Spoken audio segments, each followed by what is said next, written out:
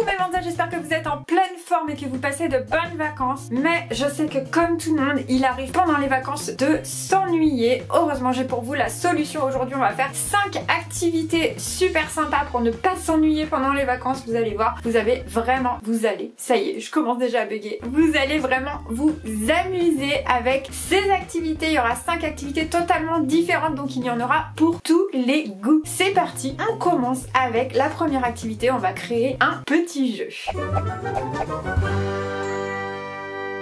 Pour créer ce jeu, il vous faudra un couvercle de boîte, soit une boîte à chaussures, soit une boîte en carton ou une boîte de jeu qui ne vous sert plus. Enfin bref, un couvercle, tout simplement. Il vous faudra également un morceau de carton comme celui-ci. Et puis des petites billes. Voilà, les petites billes. Tic tic tic. Et c'est le gros bazar sur mon bureau. Je n'ai pas rangé avant la vidéo, donc on va utiliser ma technique de rangement.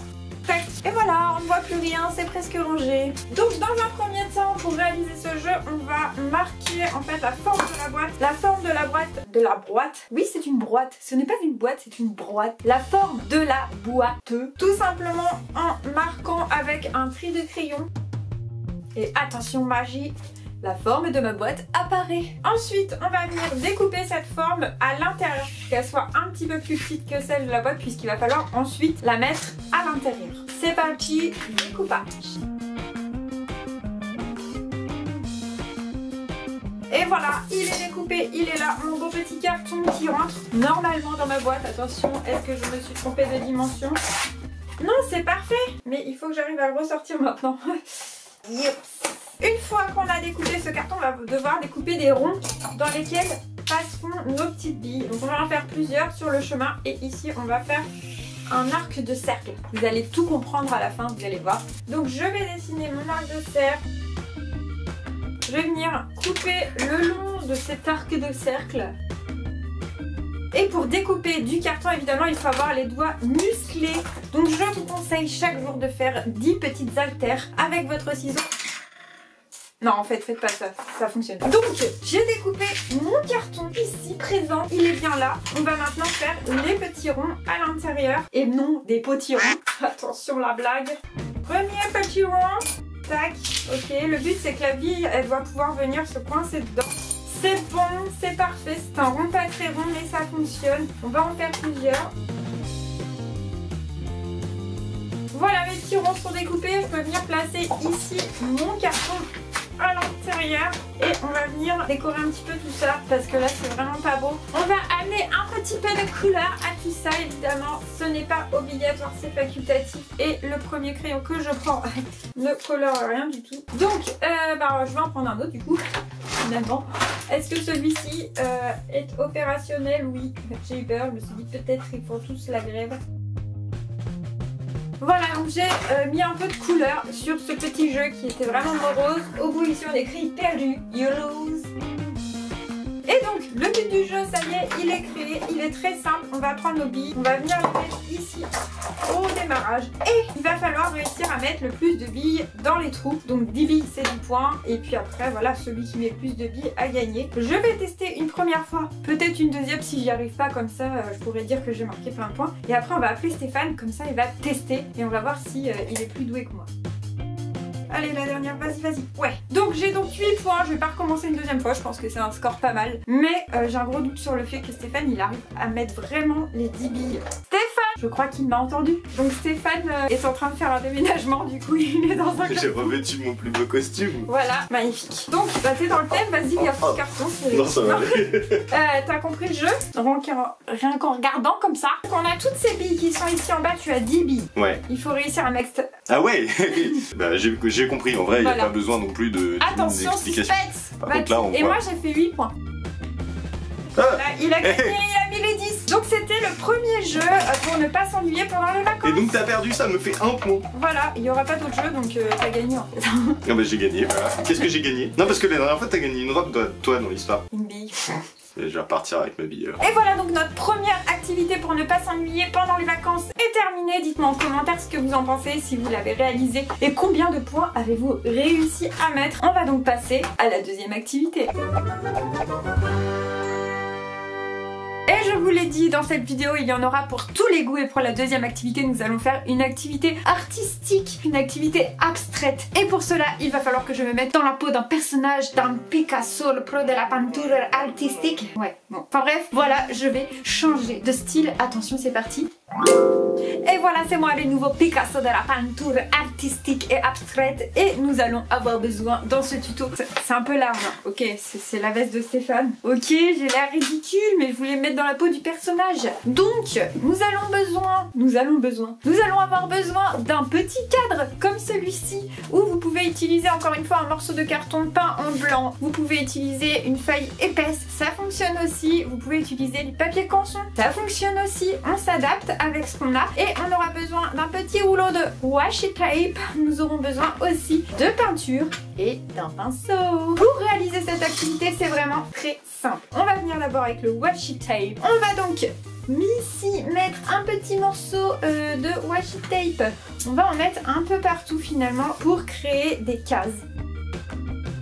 J'ai chaud en fait. Je vais peut-être enlever la veste quand même. Désolée hein, mais je sais que vous aimiez ce look, mais là c'est plus possible. Allez, je tombe la veste. Oh là là, donc je continue de coller, j'arrête mes petites bêtises. Voilà mes loulous, j'ai collé mon masking tape un peu comme je voulais pour faire plusieurs cases différentes. Et le but maintenant, c'est très simple, on va venir peindre chacune de ces cases d'une couleur différente. On peut faire deux cases de couleurs identiques bien sûr, mais il faudra pas qu'il y ait deux couleurs pareilles côte à côte. C'est parti pour la peinture artistique, voilà quoi. Et pendant que je fais ma peinture bien tranquillement, vous pouvez tout simplement aller liker la vidéo si ça vous plaît, d'avoir des idées pour pas vous ennuyer pendant les vacances. Vous pouvez également mettre un petit commentaire, comme je vous le disais, pour me dire quelles sont vos idées ou quelle est l'idée qui vous plaît le plus. Et évidemment, le plus important, vous pouvez vous abonner et activer la petite cloche si vous aimez les tutos. J'espère que je me suis pas mis de la peinture partout. Si vous aimez les tutos, donc c'est très important pour nous, ça nous aide, ça aide la chaîne et puis ça fait plaisir. Donc abonnez-vous si vous voulez faire partie de la famille des Manza et likez la vidéo si elle vous plaît. Maintenant, on reprend la peinture. Et voilà, ça y est, la peinture de mon cadre est finie. Le moment tant redouté de l'enlevage des scotch est arrivé. Je voudrais, s'il vous plaît, une petite musique épique pour l'enlevage de ces scotch. Et on va voir ce que ça donne. Attention, c'est parti. Et voilà mes loulous, j'ai retiré le scotch, le tableau est super beau, ça rend vraiment trop bien, digne de Picasso, le roi de la peinture. J'espère que ce petit cadre vous plaît, que vous avez réussi à faire le vôtre. Maintenant, on a fait un jeu, on a fait de la peinture, on a fait de l'art. Je pense qu'on a un petit peu faim, donc on va se faire un petit mug cake. C'est parti, place au tuto numéro 3, le mug cake. Pour réaliser votre mug cake, il vous faudra 40 g de beurre, 40 g de chocolat pâtissier, il vous faudra 20 g de farine et 30 g de sucre et il vous faudra aussi un œuf. On va donc avoir besoin aussi d'un mug. Moi j'ai le petit mug Manzabule que vous pouvez retrouver d'ailleurs sur la boutique Utip, je vous mets en barre d'infos. Hey, c'est pas la classe ça. Et donc on va commencer par mettre le chocolat, ensuite on va mettre le beurre. Et on va venir dans un premier temps faire fondre tout ça au micro-ondes. Donc ça y est, mon mélange chocolat-beurre est cuit. Je vais mélanger un petit peu. Et on va ajouter dans un premier temps le sucre. On remélange. Ensuite, on va venir ajouter notre œuf dans la tasse. Et là, on commence à avoir une texture un peu gélifiée. Et ensuite, on vient mettre la farine. En vrai déjà là ça a l'air trop bon, ça donne vraiment trop envie. Je vais venir le mettre au micro-ondes. D'abord je vais lécher la cuillère quand même. C'est bien, je vais avoir les dents toutes noires. Donc je vais aller mettre ce petit mélange au micro-ondes pendant 40 secondes et ensuite nous pourrons déguster notre mug cake. Et voilà, ça y est, mon mug cake est prêt. Regardez-moi cette texture gourmande, fondante de moelleux au chocolat. Ça brille, ça a l'air trop bon. Je vais appeler Stéphane donc pour qu'il vienne me rejoindre et déguster avec moi puisque moi je partage, je suis comme ça. Ouais, j'en ai marre de crier, du coup je vais l'appeler sur son portable. Oui, bonjour. Ça va? Ça dit de venir déguster déguster un petit mug cake avec moi? À tout de suite. Bon, il a dit oui, j'ai de la chance. Voilà, donc j'ai fait un petit mug cake. Mug cake. C'est un mug cake. Ça a l'air trop bon en vrai, regarde. C'est vrai que ça a l'air bon. C'est bon en vrai. C'est bon, là, ça sort. Oh non, j'en ai pas. C'est vrai que c'est bon. T'es dégoûtant, je viens de retirer ma moustache déjà. Je l'ai retirée. Non, non, arrête, j'en ai presque pas mangé. À tout à l'heure. Non. Rends-le-moi. Rends-moi mon mug cake. Tu m'as enfermé. C'est bon, je l'ai récupéré. Bon, je vais déguster mon petit mug cake qui n'en reste plus beaucoup. Et on se retrouve après pour le tuto numéro 4.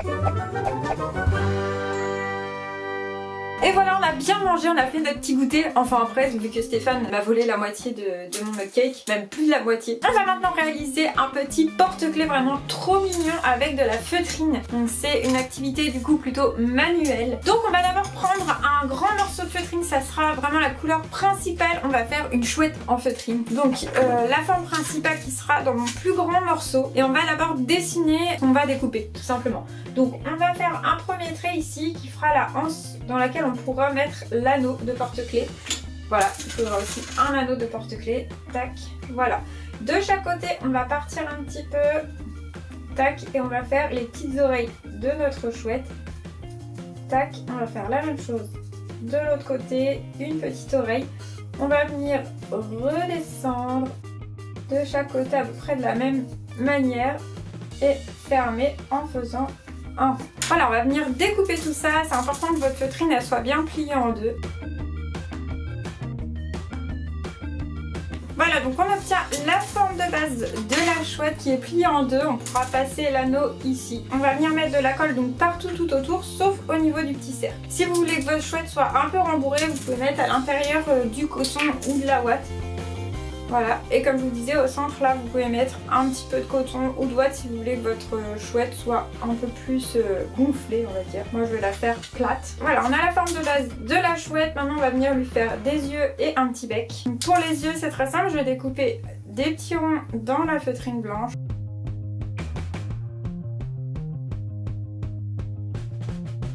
Voilà, et là, elle a les yeux un peu blancs quand même. On va lui faire une pupille avec la feutrine noire. Donc j'étais en train de découper le petit bec de notre chouette quand soudainement la caméra a coupé. Donc on va continuer. Pour couper ce petit bec, il faut faire un petit triangle. Et il faut venir coller ce petit triangle juste ici. Moi, c'est tellement trop mignon. Je fais des petites ailes un peu colorées. Je voulais rajouter de la couleur. Et ensuite, on viendra coller nos petites ailes de chaque côté et on aura une belle petite chouette. Elle est trop chouette. Voilà, c'était le deuxième tuto qui est terminé et ce n'était pas du tout le deuxième, c'était le quatrième. Et comme je vous ai dit au début de la vidéo qu'il y en avait 5, évidemment, il y a encore un dernier tuto. Tout simplement, on va faire un bracelet en paracorde. Ce bracelet-là, on peut le faire pour tout le monde. Garçon, fille, jeune, grand, petit, moyen, tout le monde. Donc, pour ça, il vous faut 2 fils de paracorde. Si vous ne savez pas trouver du fil de paracorde, vous pouvez aller sur la boutique Utip Manzabul. On a des petits kits ici que je vous ai mis en ligne pour réaliser spécialement vos bracelets en paracorde. Avec donc cette petite accroche qui vous permettra, bien sûr, d'accrocher votre petit bracelet. On a un premier fil en paracorde ici, voilà. On va venir passer ce fil ici. C'est pas toujours très facile, on peut s'aider d'une petite pointe de ciseaux, tout simplement. Donc je le passe ici en faisant une boucle comme ça. Et pour venir l'accrocher, trop simple, je prends les deux autres côtés là et je les passe dans la boucle. Et voilà, c'est fini. J'espère que ce tuto vous a plu. Non, je rigole, je suis trop drôle. Voilà, donc on va commencer à tisser notre bracelet. Et pour ça, on va prendre donc le fil de la couleur qu'on veut le plus apparente. On va venir le placer derrière les fils blancs. Je vais prendre mes deux couleurs, après vous vous adaptez par rapport aux couleurs que vous utilisez. J'ai ici mon fil de gauche, je vais venir le passer devant les deux fils blancs. Et avec mon fil de droite, je vais passer par-dessus le fil rose que je viens de placer là. Et derrière les fils blancs. Voilà. Et ici, j'ai une boucle qui s'est formée là. Je vais venir passer mon fil que je viens de passer derrière à l'intérieur de la boucle. Et je vais tirer et ça fait un premier nœud. Donc ça c'est ce qu'on appelle en fait du macramé. Je vais vous remontrer évidemment parce que c'est pas forcément évident dès la première fois. Donc on va toujours partir du côté où il y a le nœud de fée, ici où il y a une petite boucle qui dépasse. Donc je prends mon fil, ce coup-ci le fil de droite puisque j'ai la petite boucle ici à droite. Après c'est toujours la même technique. Je passe devant mes deux fils qui descendent ici. Hop, voilà. Ensuite avec mon fil de l'autre côté, je vais passer par-dessus ce fil qui revient là. Ensuite je vais passer derrière mes deux fils du milieu. Et ici on a une petite boucle qui s'est formée, on va venir passer à l'intérieur. Et on tire. Et on obtient une deuxième maille. On va continuer, je vais refaire pour vous montrer un peu. Donc toujours du côté où il y a la petite boucle ici qui vient d'être faite. Je prends mon fil, je passe devant mes deux fils blancs ici. Je viens bien le remettre comme ça, je vais essayer de vous montrer bien à plat. Hop. Ici j'ai mon fil, de l'autre côté je le passe par-dessus ce fil que je viens de poser ici. Je vais le passer derrière mes deux fils blancs là.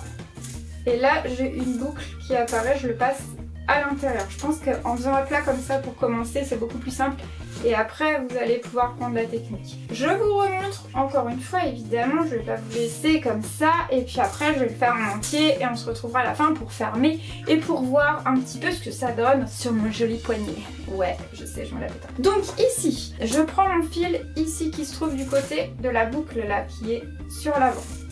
Je le passe par-dessus les deux fils du milieu. Là, ça rigole plus. Fini les bêtises. Ensuite, je prends le second fil que je vais passer par-dessus ce fil que je viens de passer ici. Je vais le passer en dessous des deux fils du milieu. Puis, à l'intérieur de cette boucle qui s'est formée sur le côté. Et je tire, j'obtiens un nœud. Un nouveau nœud et on va tisser comme ça tout le long et obtenir à la fin un joli petit bracelet. C'est parti, je finis mon tissage, je vous montre ce que ça donne à la fin. Voilà, donc j'ai terminé mon bracelet, du moins la base de mon bracelet. Je vais venir ici couper en fait le bout de mes fils qui dépasse pas trop court. Et là, il y a une opération qui va nécessiter évidemment l'aide d'un adulte puisqu'on va utiliser un briquet. On va donc venir en fait ici brûler le bord des fils. En fait, ça va ramollir et ça va se plastifier. On va venir le coller à l'intérieur du bracelet. On essaie vraiment que ce soit pas apparent sur le dessus. Je vais faire la même chose avec le deuxième morceau de fil. Voilà. Donc là, on a clairement le tissage qui est terminé. On va venir maintenant fermer notre bracelet. Pour fermer le bracelet, comme tout à l'heure, on va repasser à l'intérieur de notre petite, ici notre petite attache. Je vais venir couper les bouts pour que ce soit plus simple parce que là sinon je vais galérer. On vient passer les fils et encore une fois on va venir couper nos fils et venir les recoller à l'intérieur. Et là, mon bracelet est scellé et terminé. Et voilà, vous avez un super bracelet pour vous la péter à la rentrée ou pendant vos vacances. Donc voilà, le bracelet est terminé. J'espère qu'il vous plaît. Donc encore une fois, je vous dis, il y a des kits sur Utip. Donc vous pouvez aller en barre d'infos, il y a la boutique Utip avec les petits kits. Mais évidemment, si vous utilisez ces kits lorsque vous terminez et que vous devez chauffer, encore une fois, je me répète, je sais, maman Julie est là. Il faudra demander à un adulte de brûler les fils et ne pas le faire soi-même, c'est un peu comme pour les scouts. Et voilà, c'est terminé, j'espère que cette vidéo vous a plu, que vous avez trouvé de quoi vous occuper pendant ces vacances avec ces activités quand même assez variées. Vous avez de quoi manger, vous avez de quoi jouer, créer des jeux vous-même, vous avez de quoi faire des cadres et jouer à Picasso de la peinture, de l'abstrait. Voilà, en tout cas j'espère que vous allez bien vous amuser, je vous souhaite de bonnes vacances, je vous fais plein de bisous, merci d'être là, n'hésitez pas, si ça n'est pas encore fait, à vous abonner, à liker, à activer la petite cloche et à mettre un commentaire pour me dire lequel de ces tutos vous a le plus plu. Moi vraiment je me suis éclatée à faire cette vidéo, c'était super, je vous fais plein de gros bisous, à la prochaine, bye bye.